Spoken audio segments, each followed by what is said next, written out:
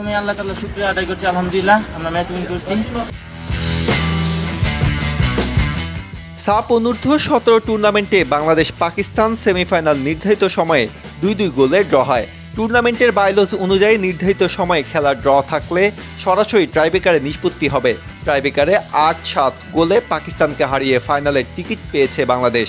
আমরা প্রথম থেকে চান্স মিস করছিলাম, কিন্তু আমরা আবার ওভারকাম করতে পারছি, আমরা ম্যাচটা উইন করতে জিতছি আল্লাহর রহমতে। এটাই আল্লাহ তাআলার কাছে শুকরিয়া, আলহামদুলিল্লাহ। টাইব্রেকার স্নায়ুযুদ্ধের খেলা, সেই খেলায় বাংলাদেশের ফুটবলাররা দুর্দান্ত লড়েছে।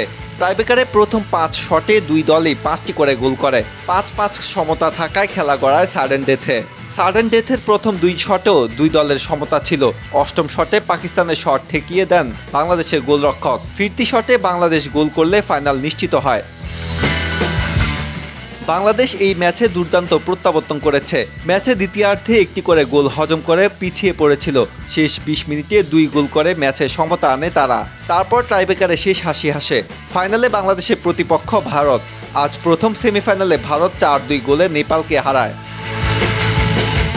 ম্যাচের প্রথমার্ধে 0-1 গোলে পিছিয়ে পড়ে বাংলাদেশ। 32 মিনিটে কর্নার থেকে শাবাব আহমেদ গোল করেন।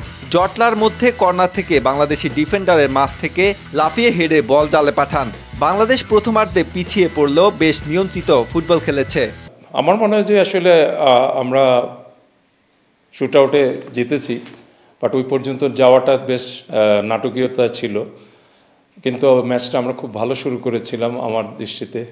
ওই মিডফিল্ডে আমরা এত কাছাকাছি সবাই ছিলাম যে বিশেষ করে ফয়সাল যে খেলছিল এত নিচে ড্রপ করছিল, যার জন্য মিডল থার্ডে বেশ কম্প্যাক্টনেসটা বেশি ছিল, যেখানে আমাদের দরকার একটু ওপেন স্পেস।